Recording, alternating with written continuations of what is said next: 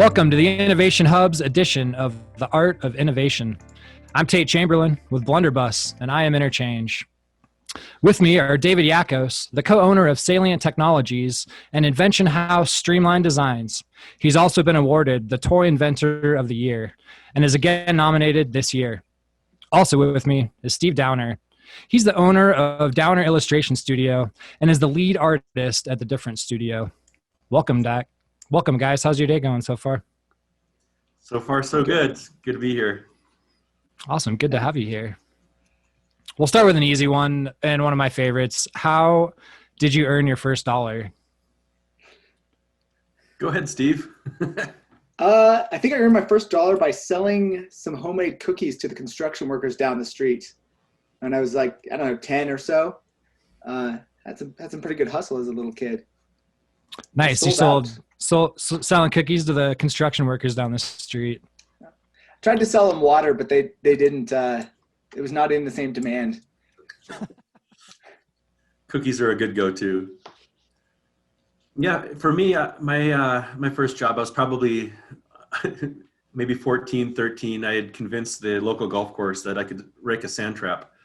And I got paid like $4 an hour to do that. And they also gave me free golf. So it seemed like a good fair trade. That was that's awesome. It's like a little Zen garden at every hole. Did you do it while they were playing? Did you ever get hit or anything? No, but it was definitely a good place for business, because I would also go find their golf balls on the side of the course or in the water, and I'd sit on the bridge and also sell them back to the golfers. That's hilarious. Mine was either the Tooth Fairy or lemonade stands. Oh yeah. Sweet. Tooth Fairy doesn't count. You don't earn that. With my hard-earned struggle. Nice. David, you're a mechanical engineer by trade, and now you've transitioned to also making toys and games. Will you tell me a little bit about where it started and kind of where the transition happened? Yeah, so Salient Technologies, an engineering design firm here in Bozeman, we develop products for a lot of different types of brands, from medical equipment to electronic enclosures, sporting goods, housewares, coffee makers, you name it. And companies come to us with that need. They may have a gap in the marketplace or need a prototype. So we do the concept design, the industrial design, the prototype development, and then the design for manufacturing. Well, doing that for a lot of different industries, from space to high tech, medical. I had met somebody that was in toy and game, and it was actually Tanya Thompson, who now works for Hasbro. She'd asked me, "Do you have any toy and game ideas?" And I was like, "What about this?" And her response was, "Oh yeah, we'll take it." And this was when she was working for a company called Think Fun, and that was Maker Studio.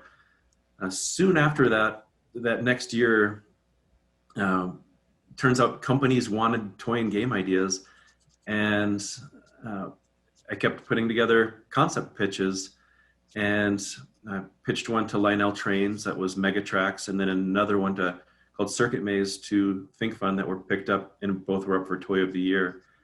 And that quickly opened up the floodgates, I guess, of companies looking for more innovation from us after being up for 2 Toy of the Years, and then that year was named Toy Inventor of the Year. And so now in the mix of Salient Technologies, we also have got Streamline Design that puts together and toy and game concepts for brands. And we're working with most of the leading brands in that industry at this point. A lot of fun. That's awesome. When you were drawing that first sketch for Tanya, was that your first attempt at pitching a game ever? A game, it goes back to my childhood, honestly. I've been inventing since I was, 3-4 years old, back to the point my mom had David's Creative Corner in the house with a cardboard box with shampoo bottles and popsicle sticks and hot glue and yarn and you name it, empty toilet paper tubes. And so I was inventing from a young age. before the toy and game, I've had some success licensing stuff in the housewares industry. But as far as toy and game, that was definitely the first pitch to like a real company that now you can find those products all in Target, Walmart, Amazon around the world. So it was definitely a game changer for me, finding that outlet. That's cool. I love your creative corner. Do you still have a creative corner? Oh, gosh. Yeah, it's now it's a large building and overflowing art room in my house. That's awesome. Steve. It's just scaled up as he's grown. Yeah. Yeah. And aged well. It aged well. Steve, you've worked on some really exciting projects throughout your career. And similar question, where did it start and how did it transition into your current work? Yeah. So I started young, kind of like David. It was always something that was in my DNA, was drawing and painting. And, I'd just sit down with a box of crayons and a coloring book, like most kids, but just I would go through the whole thing start to finish and make sure that every single inch of it was colored in. Somewhere in my early years, I realized that people got paid, like adults made the cartoons and the comic strips and the games that I loved. And that was a decision point, I think, when I was 11 or so, that I was just like, that's what I'm going to do for the rest of my life. I'm going to be an artist. I'm going to make, comics. I'm going to make games. I'm going to make animation. And more or less, that's been the trajectory I've been on ever since. Right out of high school, I started working in little more than 13 years now. I've been a full-time artist in some capacity or another. So I've been in Montana my whole life, and I've bounced around from a few jobs doing t-shirt design and freelance art. I landed in comic books about 8 years ago and spent several years as a full-time freelance color artist for clients like DC Comics, working on Wonder Woman and Superman and Batgirl, and working with Archie Comics on like the Chilling Tales of Sabrina, which was adapted into a Netflix show, and they used my art for some of the credits in that show. And then I had a long run on Sonic the Hedgehog that I still have flashbacks to every now and then. But 6 years ago. The video game? The video game was Sonic the Hedgehog? Awesome. Yeah, so there was a super long running, it's actually like one of the longest running comic book series, adapting like those characters into comics form. And it has a very passionate fan base, which I found out in some interesting ways. And yeah, there was quite an audience for it, and it was a very steady project for me for several years, just being one of the artists on that series. It was a lot of fun, actually. A lot of good people I worked with on that. But about 6 years ago, I transitioned into being an illustration artist for an animation studio that's part of a consulting company, and our production studio is based here in Montana. So we've worked with clients like the United Nations and the Gates Foundation solving polio in Africa, as well as all kinds of corporate jobs, just creating really good communications and animated things, including stuff for the United States Air Force and other projects. So it keeps me interested. Wow, that's a great trajectory. So at the beginning of that, you mentioned how you colored in the entire page of coloring books. When did you make the transition to coloring in the lines, or did you ever? Actually, always colored in the lines. It's taken me a lot longer to color outside the lines. I'm like the inverse of David, where I'm like, what are the rules? How do I follow them? And then I will gently flex against them. I think David's like, rules, pah! I'll write my own. We're the music makers. We're the dreamers. That's how we work so well together. Throw it against the wall. I always started a little more cut and dried. Yeah, okay. So from there, you had a great illustration career and did Wonder Woman and Sonic the Hedgehog. And it seems like you segued a little into, not that the other ones didn't have purpose, but maybe more humanitarian purpose.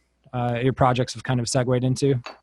Yeah, there's been certainly an angle of that. The company that I am employed at for basically, I consider it my day job while I still have a freelance illustration career on the sides, creating games and comics and illustration for all kinds of things. But for that job, they have a strong humanitarian culture to a lot of the work they do. And they share a lot of their resources with organizations like the UN and the Gates Foundation. like intentionally trying to invest in that sort of thing. And so it's really satisfying to be able to work on those projects alongside the more everyday, you know, kind of pay the bills projects that are also a lot of fun. One of the main things that drew me in that direction, apart from just the, you know, the value of the projects, was that it was a place where there was a lot of experimentation, a lot of room to grow, and there were a lot of resources to just help me sink my teeth into all kinds of new skills and new areas of interest as an artist that I didn't necessarily have access to when I was just in this box of being a freelance comic book artist. Yeah. You both have brought up vaguely a couple of projects. Will you tell me a little bit about your favorite or favorites? Gosh, there's such a range of favorites. You know, at Salient, we've worked on so many different products for brands. Some of my favorites, you know, I got to develop some control valves for NASA's planetary lander, the Morpheus 2, and getting to go into NASA, like nerd heaven, and work on some of those creative solves was definitely very high on my list for personal favorite. We also got to help with some of the ski binding chair for the U.S. Paralympic team. You know, that's definitely, you know, a very rewarding project, and it's a, you know, passion project, especially with most of our team is into skiing, as everybody is here. And then, you know, one of my other probably highest passion projects is the break-in game series that actually Downer has been a part of that one. So I can share about that probably here in a little bit as well. Yeah. I have to pare down my list of favorites because they just kind of hopscotch from one area to another. But I think one of the most formative projects I've ever done that's still one of my favorites was a few years ago. I was kind of the production designer and art director on a short animated film that we made for Condé Nast, the publication company who's the parent company of the New Yorker. They commissioned our crew to create a short film based on one of the covers for the New Yorker magazine. And it was my first time doing anything in like a direction role, like as an art director and a production designer, which just meant that I oversaw kind of creating all the visuals and making sure that it was all consistent from start to finish. So it was also just getting the hang of managing a team of remote contractors. We had animators from Italy and California just kind of pitching in on that. And just lots of long nights, but a lot of very fun, just learning experiences throughout. And we made a short film that I think won a Telly Award, while also being just part of this film festival that the New Yorker had in 2017, I think. And it was just one of the most creatively challenging projects I've ever taken part in. And it was very satisfying as a result. And I'm still pretty proud of what came out of it. Definitely. Thank you. It was a blast. Yeah. So much fun. Yeah. So there's that one. And then one other one has been a comic book series that I am the co-creator of. Most of the work that I've done in comic books has been working on other people's, you know, IPs. And those have been bucket list things like Batgirl and Superman and Wonder Woman. Things like that are very fun. But there's something really special about having my own story, my own universe and sandbox to play in. So there's an adventure comic book series that I co-created with a friend that we call Dracula the Unconquered. And it's just my personal background project. It's a passion project that I just keep chipping away at whenever I have availability. And we've gotten a few really good stories into it that have found a small audience. And it doesn't pay a lot, but it's so much fun. So that's another favorite. That's awesome. I can't wait to check that out. Dracula the Unconquered. Yeah. Steve, I want to dive into one more project with you. You recently did an extension project for the Air Force. What was your creative process like for that? After the first wave of panic was over, with the pandemic? Just the panic of having a giant project. You know, there's that first reaction of, oh, do I have what it takes to do this? The answer was yes, which is a good thing. There was a competition that the United States Air Force was holding to recruit cybersecurity researchers, which just mean, you know, people who can be hackers for good.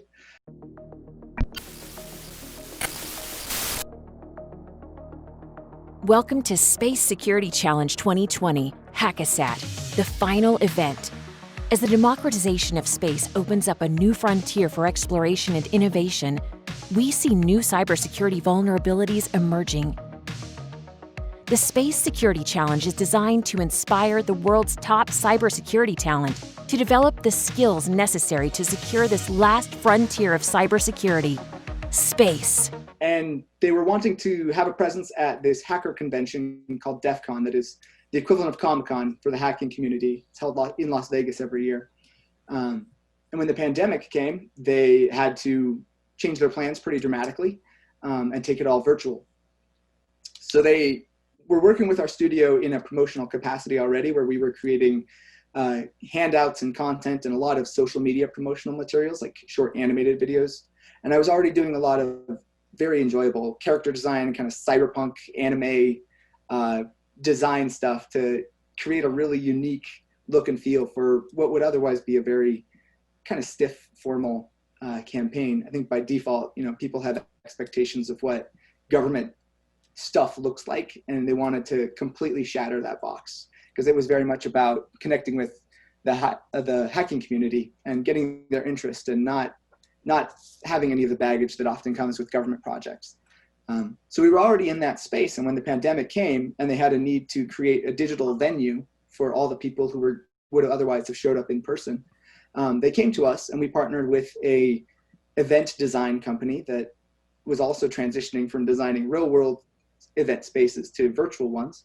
And I just took all the things that I'd been doing for this social media campaign of designing little animated videos and scaled it up into this entire world that we built as a 3D set. And then I just art directed the heck out of it over the course of several months this summer, where I was designing like a little virtual screen room and kind of a motorcycle ramp for this thing. We used a lot of reference to other hacking movies and things like The Matrix and the movie Hackers and anime like Ghost in the Shell. Say that again, David? What were you hacking into? Oh, yeah, that's kind of the nugget at the heart of it all. The goal was to have people hack into a satellite, an actual orbiting U.S. military satellite, which was kind of the hook of the whole competition, because that's not something people usually are able to do without severe consequences. But they had it set up so that the competitors actually designed a solution for a scenario that they were building a story around this fictional hacked satellite that they actually had a real satellite in orbit as the proxy for. And the winning team were able to actually connect with that satellite in space and reposition it to take a picture of the moon. So we designed a space for that, a space for people to observe it and track the competition. And it was some of the busiest months of my life in terms of the work that I was doing, but it's also some of the most creatively energizing and exciting work I've done in a long time too. That's the long story. You want the short story? Well, the long story was great. All right. So you mentioned how companies, especially the United States military, people can kind of tell that there's a governmental look to it, and they chose to collaborate with art and design. And it's becoming more of a general practice, it seems. So as artists, why do you think that is? It's brand identity. You look at Apple, and they definitely have got really good marketing, but there's a look to it as well. Even their plugin looks like an Apple product, and when people see that shape, it tells a story. And I think a lot of people don't realize the amount of intentionality that goes behind just the look of a product, the way it makes somebody feel, the way it jumps off of a shelf, the way it jumps out of the screen when it comes to the virtual spaces that Downer was creating that are going to speak to somebody's in one fashion or another. And when we develop products for brands, we definitely want to create some sort of brand language that's going to work with the marketing and be cohesive all the way across the line.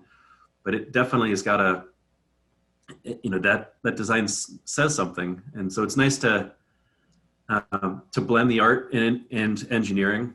I've been fortunate with our team here to have a good mix of a lot of artistic engineers, and then also we've got a number of industrial designers that are coming from different areas that can help inform that brand language. And it's more than just marketing. You want to like the products. You go into the shelf or into the store and you look on the shelf. There's definitely reasons why some things stand apart and why some things look super dated. Gosh, that looks like a product totally from the 90s or 80s or whatever it is. You can definitely tell that. So I think the artistic side of the thing of product development, whether digital or physical, is very important. Yeah, I would agree with that. And I think that the idea of a brand language or design language for a product is something that is very consistent across a lot of industries and a lot of aspects of just anything that involves design. It's something that I think about a lot when it comes to designing a story or a game for an animated project, is like, how do I make everything look like it all belongs together? You know, if you're playing a game and you lose one of the cards and you find it behind the couch, I want you to be able to immediately know which game it goes to just by looking at it.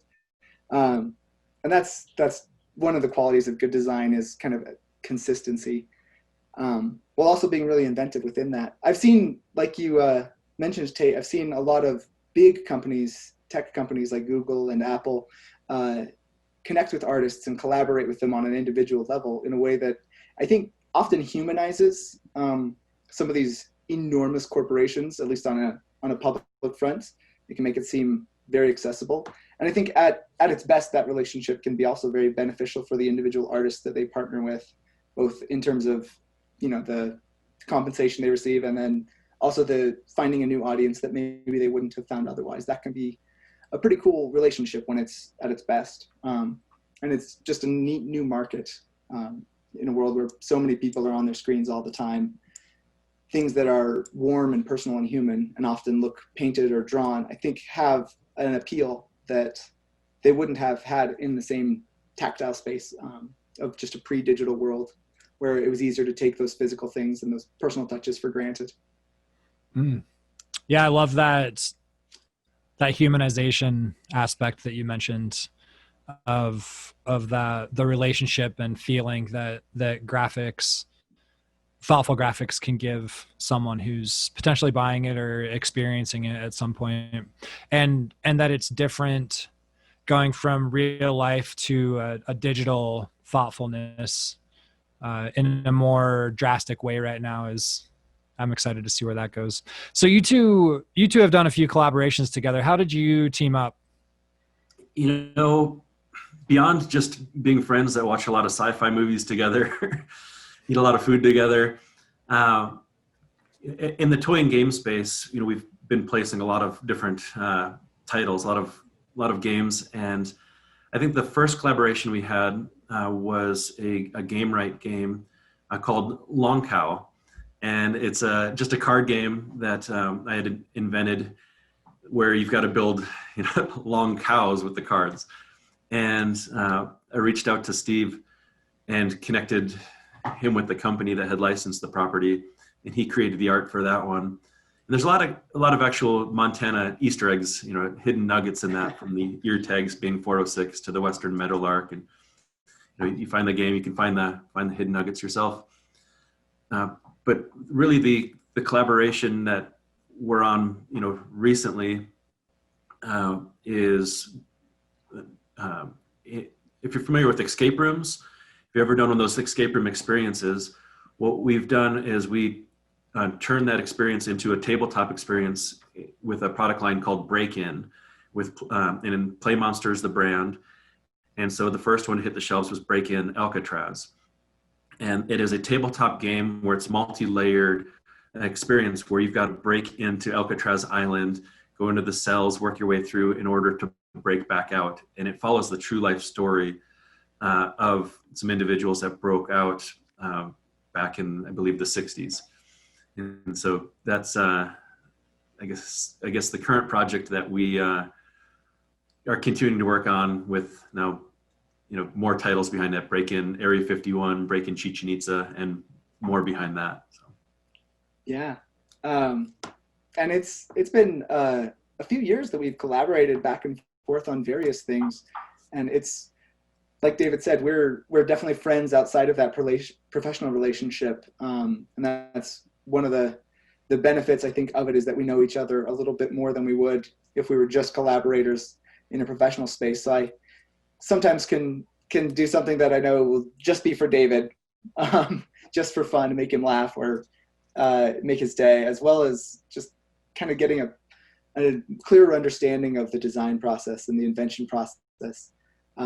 But it's some of my favorite aspects of being a professional illustrator are things I get to do in those games that we've designed together, because there's always something new and there's always something I've never seen before in the games that he brings. And the break-in games are a really good example of that, where there were so many new things to do as an artist on those that I'd never even thought about tackling before.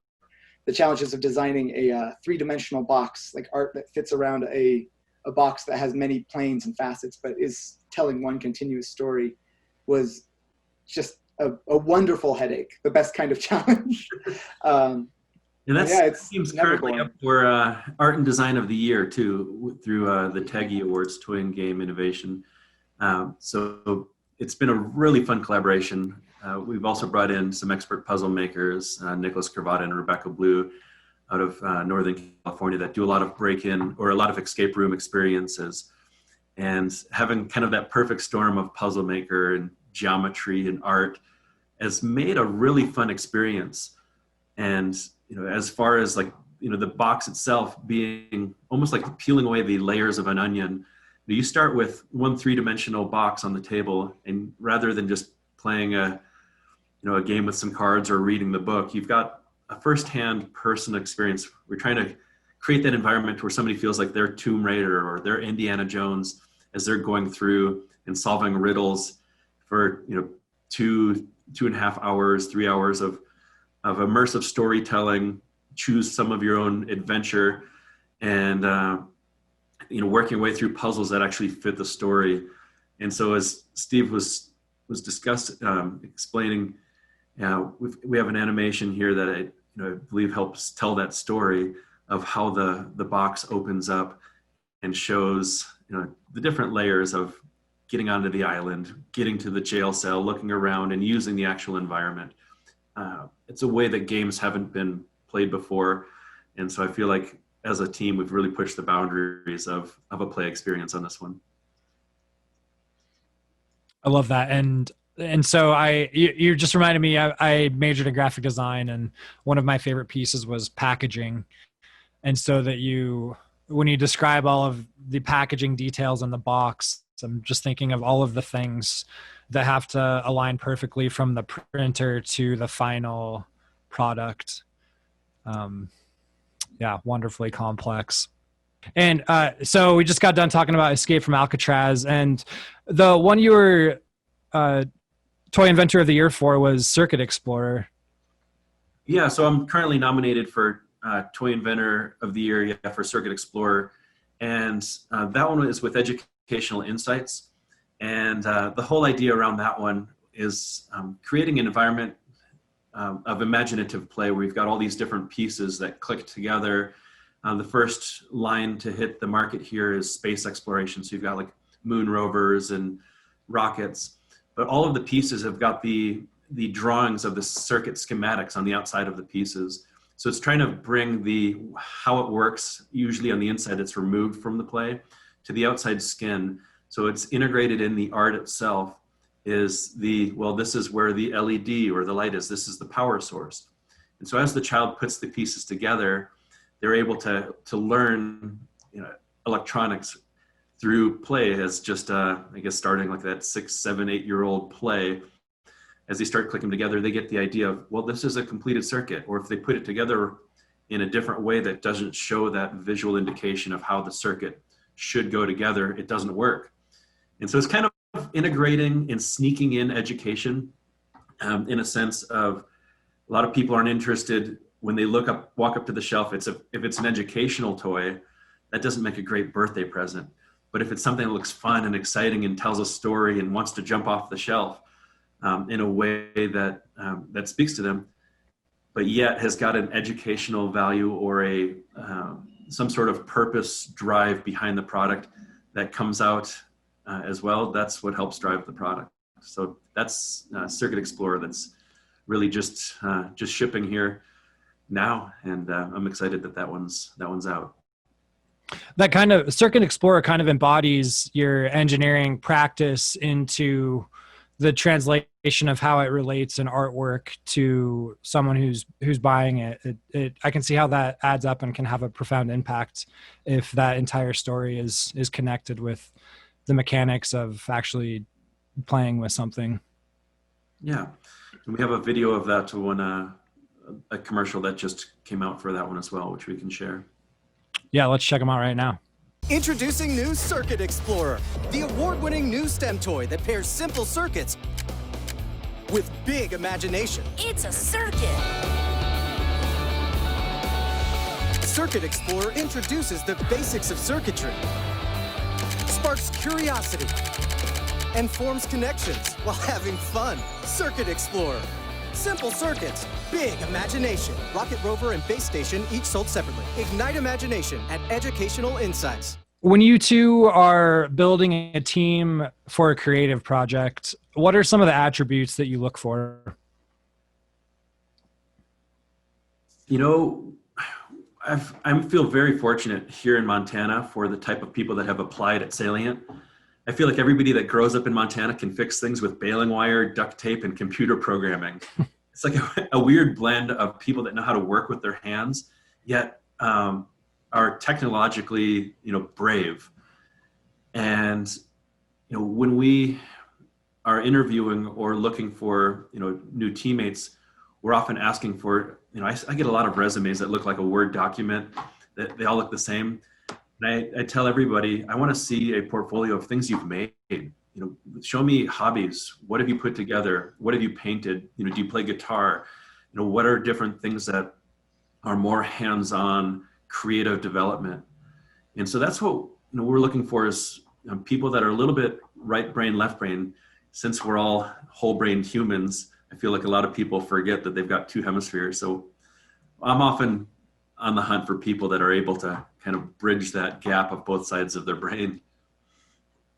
Yeah. And really creative bravery, to me, that is a very important one, but I don't think you get to operate in that unless you've got you are intentional in creating an atmosphere that allows for it. Mm-hmm. And I'm not in the same boat as David as far as I'm not often in a position to be looking for people to hire, but the people that I like to collaborate with, whether as clients or just as creative peers, everything that David said is very on point. I think one of the things that I enjoy most is connecting with other artists and creatives who are curious. Like that is one of the best qualities that I've found in other artists. People who are just always looking for something fresh, always looking for something that just surprises them are often the folks who make things that just drop my jaw. The ones who make me say, wow, I really want to work with you, or wow, I really want to be part of your project. And that's probably a quality that I intentionally cultivated for myself too, is just trying to stay curious and engaged. And I found that it is a very rewarding quality, both in getting hired and in just having people be interested and interesting. It's really enjoyable. So that's something I always look for. Yeah, Steve definitely has that quality. I think there's a lot of people that, that grow out of their imagination in an unhealthy way. It's like every kid, I've got 4 children, and every one of them, comes to me with like, hey, look at this. And they're describing their imagination, and they may have built something out of 8, 9 Legos, but in their mind, it's an entire spaceship with escape hatches and flames coming out of the back and a jail and a control deck. But that's all in their imagination. And at some point, I feel like a lot of creative developers or a lot of the workforce has been told that's childish. You've got to grow up. That's silly. And being able to be in an environment, and I've watched Steve work on a lot of things. He's an expert at staying in that imaginative space of being able to get his imagination down onto paper. And so that's, I think, a very good quality that I would encourage people to cultivate and be brave in, and not be embarrassed of their imagination, since that's where every one of your ideas comes from. Preach. Preach. Hallelujah. So after you two have built your dream teams through this attribute process, you both kind of have different processes, but can you share a little bit about your process that goes into developing a game or online experience, and how you get it to market from kind of the creative seed to finish? Yeah, for sure. So the creative process when it comes to product development is oddly very similar, whether we're working on something like a wheelchair or a ski binding or a game. We've broke it down into concept design, prototype development, production design. And that concept design is really that first, let's get out all of the ideas that integrates some of the artistic look, the industrial design of like, this is what it could look like, to where you start to get that emotional attachment, or the look that helps speak that design language. It also starts to explore that basic functionality. And so what we do is we get the team together and we throw out the design challenges. Hey, here are the benefits that we're looking for, and here are the features, which are different things. You know, a benefit might mean it's portable. A feature might mean it has a handle, but you don't need a handle for it to, be something you can grab onto or be portable. So we start to throw out a lot of these benefit feature questions. And we start getting out all of the ideas, a lot of it around a whiteboard, a lot of quick sketching. There's some sort of thing that happens, I think, in your brain when you start sketching or start folding paper or cardboard or laser cutting out some pieces when you get into the prototype development that helps ideas come to fruition. And so really that concept design, prototype development, that is really the process before you get into the production design. And it's somewhat iterative. Sometimes you make a prototype, something quick and dirty out of paper, laser cut plywood, or quick 3D prints before you discover, because you're now holding the device, before you discover, I've got to go back and change that. So that's kind of our process from A to Z, but the overarching piece of that is really kind of, I would say, creating an environment where it's a safe place to fail. That's kind of a motto we have here of like, let's get out all the ideas, get them out there, because one that might be considered a bad idea is going to give us the question that we had been missing. Somebody who might be like, all right, this is what I'm thinking. And from that's going to spur, oh, now I have the question we needed to ask to get to the right answer, to the final product. And so that's, I think, our process kind of boiled down into a paragraph or three. Yeah. And again, very different areas of responsibility that David and I have. But when we're collaborating, or even in my own work in the day job or in the illustration jobs, that part that he described as concept design and production design, those are the two pieces that I live in those worlds. Those are the boxes that I sit in every day.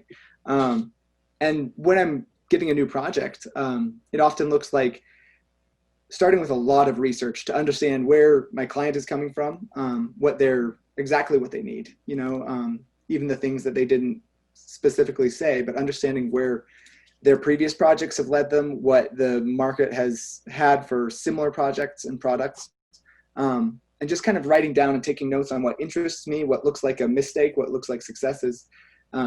Like when I was, doing the Wonder Woman comics for DC back then, it involved reading, a couple of years worth of comics leading up to the story that I was working on. They're all very collaborative processes, and just kind of understanding the look and the feel and the priorities visually of the teams that had come before me, so that I could, kind of walk in their footsteps, but also do my own thing and bring something very fresh to it that hadn't been done before. And that's kind of that balance of pure creativity, while also trying to meet a very specific set of needs that a client or a product has, so that it is what someone is asking you for or paying you for. And finding that balance, sometimes it can be tricky, and sometimes it just doesn't succeed for one reason or another, but that's always the sweet spot that I try to aim for with any project, is that balance of something new that kind of fits with what people need and expect, while also surprising them in some way. It feels like success to me, and often usually works out. When you're not approached by a client and it's just kind of this idea roaming around in your head that hasn't been proven yet, what's a way that you would sell that idea to get stakeholders to the table? If it works in your head, I think it's going to work in reality.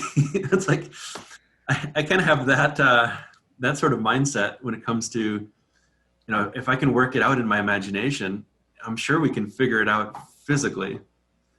There's been some fun examples of that Megatrax that Lionel had licensed. That was up for Toy of the Year, I think, in 2017. I had pitched that idea off of some sketches, and the sketches just here's some drawings of a train. Normally trains go around your Christmas tree, but in my imagination and on the paper, it was they could follow a track and do corkscrews, and they could do loop-de-loops, and they could go up the Christmas tree and back around the top and out a window and come in another window. And because they believed that we could pull that off, and we ended up 3D printing and making and designing that thing for all the way through to production, and it worked. But that was off of I guess initially off of some sketches of getting it out on paper, which is usually the very first stage of getting an idea out. Is get out your colored pencils, get out your crayons if you have to. Yeah.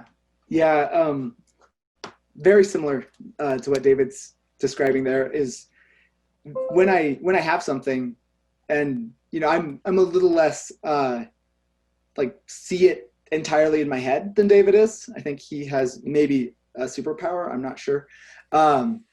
But when I have something that's an idea and I'm not sure if it'll work or not, the only way that I can know is to do it, and when I'm looking at it as something that eventually I might get paid for, I just kind of have to file that in the way it would be nice to get paid for this, but if I need to make it, I need to make it. And so I'll just make it for me, whether it's a piece of art or a story or a drawing. I need to just go for it. And then I found that more often than not, if it is something that is as cool as I think it is, there's an audience, or there's someone who wants it. Oftentimes, if I'm bringing a job to my bosses, at the day job, there are different considerations than when I'm just doing it for myself as a full-time freelancer. But there still has to be that moment of buy-in. And so I found that often just making it in some form and saying, I've proved that I can do this. Will you fund this? Tends to have really good results in general. And I have fun regardless. On that, Tate, when it comes to validating an idea, one of the things we strive for too is risk mitigation. And we've helped take hundreds and hundreds of products from people's heads to the shelf, and so we've seen a healthy path, but we've also seen a lot of different pitfalls, like things that have the tendency to be higher risk, and sometimes being ahead of its time and too many iterations or something that's so different might be too much of a risk. But one of the things we like to do is we call it fail fast, fail cheap, to where you got to get that idea into your hands without trying to get it all the way down to production ready. Just get something in your hands early so you can hold it. You can get their feedback from some other people and be open to that feedback. A lot of people get so close to their idea and they hold it, so close to their cards, so close to their chest. They don't want anybody to maybe steal or to know their idea, but how are you ever going to sell it if you just hold it that close? And then once the feedback comes back to them and people are like, yeah, I wouldn't pay more than $3 for that. And they're like, well, my mom really likes it. It's like, being able to hear that type of feedback that's going to help turn an idea into the ultimate product, I think is one of those big risk mitigators. You've got to get it in your hands. Sometimes it's a cheaper prototype. You remind me of just people who pitch ideas all the time, and it takes so long to get that prototype. Sometimes people will just overthink it until it doesn't exist anymore. For sure. Totally. Go ahead, Tate. No, you're good, Steve. I was going to segue, but if you have something else. I was just gonna say, like, that fail fast, fail cheap. That is the reason a lot of what I do exists. Is like, a lot of comic books now have become IP farms, more or less, for big movie franchises. It's much cheaper to hire a team to create a comic book, and that has its pros and cons, creatively. But that is one of the reasons it works, is because you can prove a concept or prove a character or an idea in a market on a cheaper level than a multi-million-dollar movie. Or also, like, concept art and production art in general is getting a lot of the bad ideas cleared away so that the good ones can be developed further with a much higher range of budget and a lot more people behind it. So it's fun. Fail fast, fail cheap. When you guys are working with such a variety of clients and platforms and problem solving the mechanics of them, how does your company or partnership create an inspired workplace to motivate your team and kind of think outside the box? For us here at Salient, we try to create, an environment that people want to be at. We spend a third of our waking life at work, and creating an environment where people get to work on the types of projects they're passionate about, I think is vital. We've got some employees that are way more passionate about outdoor gear, and some of them that are way more passionate about machined products or electronic enclosures or photography or coffee or pet toys. And so we try to put people on the projects that it's like, I got to work on some sci-fi parts where I did some Star Wars prototypes for some toys and some Doctor Who toys for Yahtzee. And I was like, I'm getting paid to do this. Like, I feel like when you can find the work where your passion overlaps with your gifting, like that Venn diagram of, passion, your gifting, and you can actually make a living at it. I feel like you find that perfect sweet spot. Yeah. Boy, it's an ongoing process. I mean, for myself, I work alone mostly. Especially in, like, our current pandemic. I went from being in a studio with several other people for the day job to working from home. And I was like, this feels familiar. It's what I do, as a freelancer. So that's just kind of the whole thing now. But I found that keeping myself interested with having a few different projects on the boil at once helps a lot, because then I can, what's that saying? A change is as good as a rest. Switching from one thing to the next thing helps each project kind of feed into each other in a way that can be some helpful creative cross-pollination. But I found also that getting out of the studio and just going for a walk a few times a day, resetting, stepping away from the output to get a little input is dramatically helpful as far as creating a positive work environment for myself. And just staying in relationship. A lot of the best parts of the day actually come from the little things that I used to think of as distractions, following little rabbit trails of research or interesting things, or just, sending dumb GIFs to people. Those are surprisingly rewarding moments of the day, and there's a lot of good in it. And it's not as, structured or as business focused as what David was saying, but they are parts of the day that matter more than I used to think. And so I'm more intentional with them than I used to be. We're all transitioning to kind of whatever this is during the pandemic, working from home or working partly from the office. The pandemic's basically disrupted entirely our work schedules and routines. Many people are shifting to the work from home model. How do you think the future of work is going to be? Is the future of work 100% digital? Yeah, I hope not. I really love the personal interaction. I think it's very vital. I think we need food, water, shelter, and human connection. And I think there's something that you just don't get. You don't get through the screen. It's like everybody that has got 400 friends on Facebook but has never hugged a person. I feel like that comes across in any type of creative development, emotional or mental health. I think we need that connection. But on the flip side, I feel like there's definitely some benefits for around the tools that our people are getting more familiar with, especially for business. Owning a business in Montana, when most of my clients are coastal or out of the country, as people are getting more and more familiar with this type of, as we are now recording this session over Zoom, we're able to reach out a lot faster and get a lot more meetings in with national or international brands on a daily basis now. So it's definitely comes with its benefits. Yeah.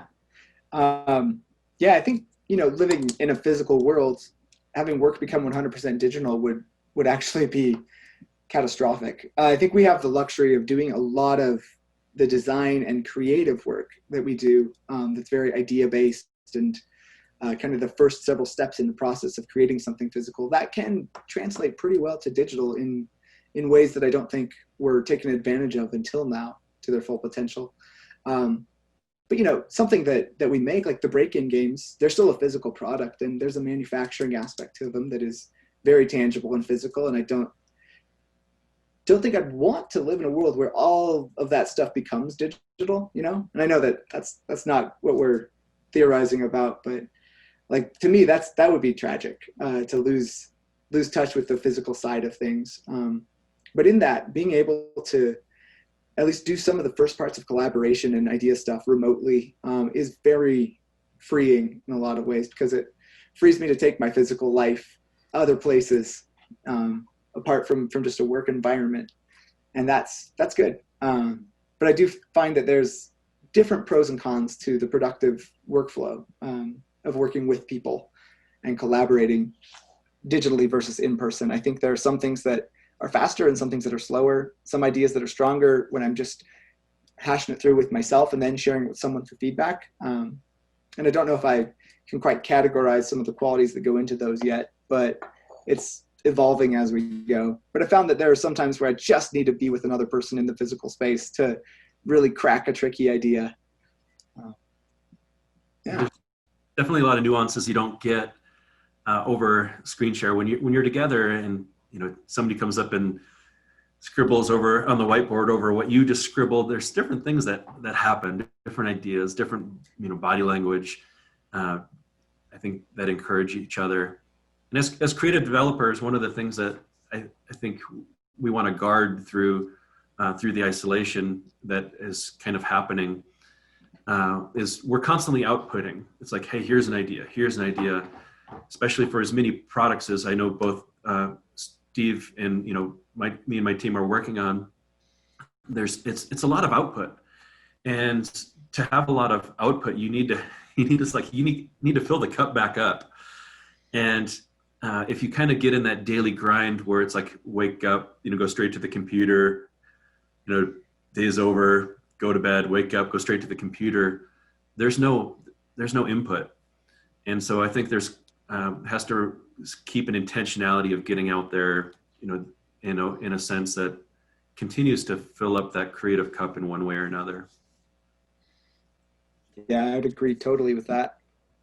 How do you guys, when you're at home, maybe this applies to you a little more, Steve, as a remote contractor, how do you stay engaged with your team? How do you stay present at the office? Tell me about your day and how sometimes I'll have to trick myself into being productive. I have I did not used to have this problem, but I now have kind of the opposite problem of having to trick myself into taking breaks before it hurts. Like there's a breaking point where I'm just like, oh, I'm so fried. I got to get away from the screen. And then it's hard for me to come back. But getting into the habit of setting a timer, actually, I've gotten not obsessed, but I've gotten a lot more structured in how I manage my time. Now that I work from home and just kind of am in charge of my own routine, and structuring my breaks, structuring like my little 15-minute go do nothing, go do something that feels like wasting time, but I come back so much happier than when I was just in the zone. That makes a night and day difference in the quality of my workday. And I've also found that padding the day a little bit so that I have margin going into my workday and coming out of it to where I rejoin my family, to just have a little time to clear my mind and switch headspaces makes a big difference in my overall happiness level and my productivity level as well, and how easy it is to switch from one to the other if I give myself just transition time. It used to be the equivalent of, my commute going to the studio, 10, 15 minutes. It's a mile away, where I used to be going every day. So it'd just be 10 minutes a day, but it's that transition time that I didn't know I needed until it was gone. And then I had to bring it back in intentionally. That makes a big difference. As far as connecting with other coworkers and staying in touch, it's just those silly little things, the time wasters. I saw an interesting bit of trivia on an article about a movie that's coming out, and I know that one of my coworkers hates that movie, so I'm sending him this. And things like that, just ways of, kind of reaching out and tapping someone on the shoulder and saying, hey, we're still here together. How are you doing outside of just this task that we're working on together? That's really important. And it just requires being willing to initiate, even when it's inconvenient, during the workday. They're like those important inconveniences, I think, that we all miss when we don't have them. Yeah, you like your transition, your commute from the office to the house or vice versa. You didn't realize that was something that you valued as part of your day. So as we go digital and work from home, what do you do with the time that you do save? You alluded to it a little bit, but how has your life changed with the time that you have been saving without having to commute and travel? Gosh, leading into this, I was on a lot of planes. I think I had added up 55 different planes over 3 months right before this, which has got a little bit out of hand. But it was kind of during one of those perfect storms. So I feel like I saved quite a bit of time, doing business in Montana. If we need to go do a meeting, that often means a day of travel. Go the next day, you've got a 2-hour meeting and you've already missed the 2 flights you've got to get back home. So it's, 3 days to go to a 2-hour meeting. So it definitely opens up the ability to cram more into your day if all of the meetings have just gone to virtual. But at the same time, what I do love, business out of Montana is everybody does take a phone call from Montana. It's like we've got this sort of blessing here of like, hey, somebody from Montana's calling. Put them through. And so you can kind of reach out to people that maybe couldn't if you're from here. Yeah. And I don't know, I found that there's a little bit more rest in my days than there used to be. Just because I have become more intentional with acknowledging and making space for that part of what I need. Downtime, time to just flip through an art book or read something that I've been meaning to get around to for a while for 15 minutes, 20 minutes at a time. I've actually started playing the harmonica on my breaks and trying to learn that. It's, people joke about pandemic hobbies, but these are things that they're quality of life goals. They're just things that make life fun and interesting. But what David said about just the ability to cram more into the day, that's, a blessing and a curse in some ways. Because I find myself trying to do that too, where I'm like, oh, there's room now. I can do this and this and this. And then I just find that my stress level goes through the roof until I back up and take a breath and just kind of find balance. Overall, I've definitely felt the benefit of being at home means I have a lot more time to interact with my kids and wife during the day in ways that are really good for all of us. I get to give my wife a break from being the full-time mom that she is and connect with my kids a little bit, and then come back a little more inspired into the office after a break. And that's really enjoyable. And we are still like here. I'm still at the office, even all the way through the forced, I guess, shutdown. We're still able to come here. We've got a large office space, so we're able to work physically distant from each other in a sense. So we've been able to kind of keep that chemistry going here in the physical sense of working together. However, at the same time, we've got a number of people, if anybody's, we've had some people work from home here and there, but it's definitely shifted the way we all work quite a bit, especially since most of our clients, a lot of East Coast clients, West Coast, all over everything's on Zoom and everybody else is taking their calls from their living room now. It's an interesting view of everyone's personal life. Yeah, for sure. that you never wanted to see. I got bold enough the other day on a call. I was on a large Zoom call with Hasbro going over some new product, and I was actually out in the wilderness. I just took it out on more or less a hike where everybody else, I finally turned on my video and everybody else is sitting in their living room and I'm out in the wilderness. It's like, well, worked for me. So on this pandemic line that we're on, it's disrupting all sorts of systems, including the supply chains and how we end up manufacturing things and assembling things. How has the pandemic affected that process for you? We saw a bit of a hiccup while things shut down where, especially for things that were being made overseas, where things got stuck on the water, factories were shut down. So products that were supposed to be hitting, Target, Walmart, were suddenly 3-4 months behind. And so what we've seen actually a pretty interesting influx of people wanting to have their production line and which is basically their source of income, more within reach. And so we've seen a pretty good influx of people bringing their production back home in the sense of back domestically.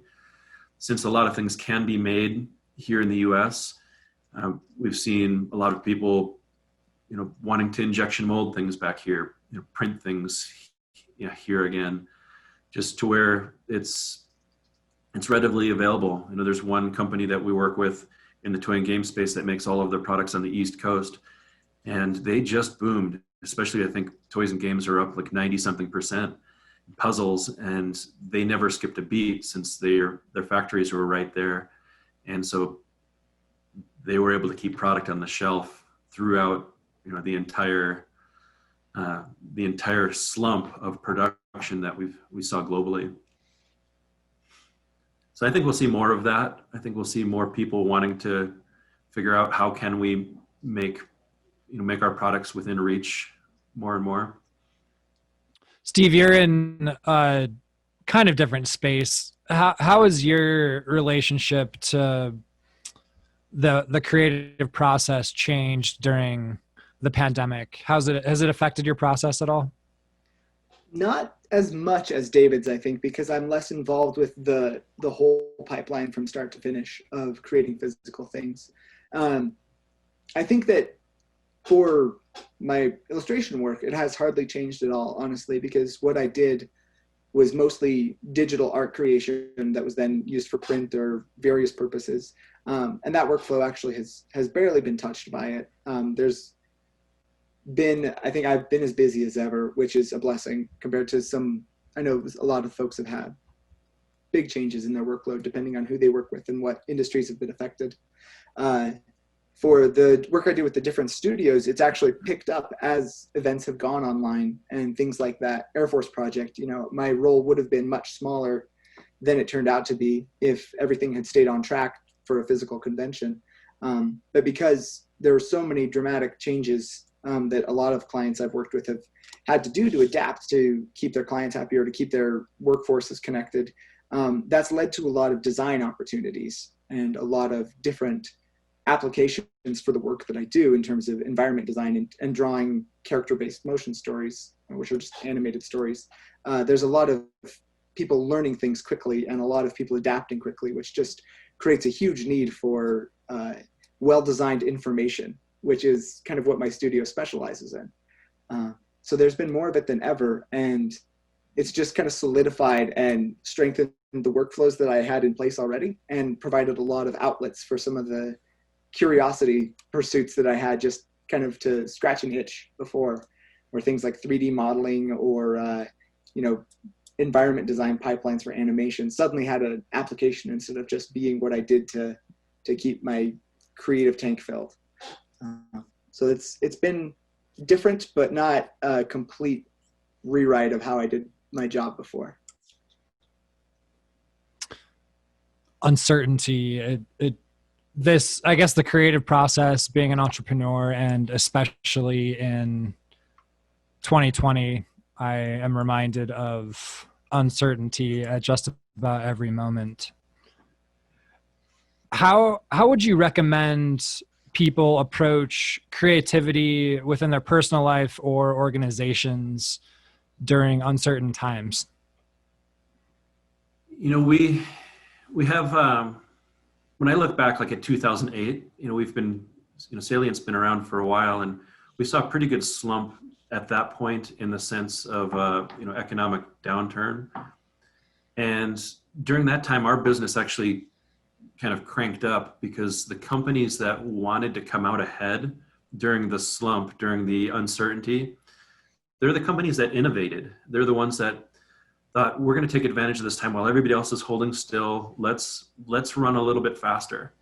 Let's take this time, the extra time we have, and put it into redefining who we are, our product line. Let's get that one bucket list item that we always wanted to get out there. Let's get that out there and see how it does. And so I think the groups that really, that kind of fall out of the victim mindset and say, I'm going to run a little bit harder, they come out a lot stronger at the end of this, or throughout the whole process. And we see that now, even with the product companies that are getting, that are really pushing, especially in the play space right now, as people are stuck at home and wanting more tabletop games and puzzles and toys. We're seeing the ones that are really pushing for the new innovation, the ones that are they're coming out a lot stronger right now, for sure. Yeah, I think it definitely is a lot of uncertainty right now for a lot of people, but something that I've had to remind myself is that we have never been able to control everything, that we're involved in. So there's kind of a, parting out, here's what I'm responsible for, and here's what I can control. And here's, most of life that I actually don't have very much control over, and just letting it play out, in the background while I take responsibility for what I can control and what I do have influence over, has helped me with just general peace of mind, but also helped me with my work, to feel like I'm bringing all of myself to the work that's in front of me that I do have responsibility for in the moment. But also that peace of mind helps me free up mental and physical energy to follow my curiosity and to explore new things and use the freedom of downtime, the freedom of a slump, which actually, just means that there are fewer commitments on your plate. And that can be a negative thing, but it can also have the silver lining of there's more time to explore and pursue new things if you're able to put yourself in that mind space of being willing to do new things creatively. And those pay off. Like, I've never regretted following a rabbit trail, except when it's procrastinating on a deadline that's right in front of me, which is a completely different topic. But I've never regretted following my curiosity. It's always paid off in some form or another. It's always been an investment that I usually can't see coming until, months or years later, when I'm suddenly like, hey, that was worthwhile. I suddenly have an application for that thing that I thought was just fun. Fun is its own reward, but from a business perspective, things have to be, financially viable. So I've never regretted it. And I think that that's where a lot of people actually are doing a great job already. You know, I know so many people who have used this current crisis just to springboard into something new for themselves. And not to just sugarcoat anything, but I know more people who have been inspired and have grown so far than people who have been really discouraged and overwhelmed by it. A lot of mix of both, I think. Steve Downer, David Yakos, thanks so much for being here. Oh, very Thanks, happy. Tate. Thank you for. This was Innovation Hub's edition of The Art of Innovation. I'm Tate Chamberlin. Thanks everyone for tuning in.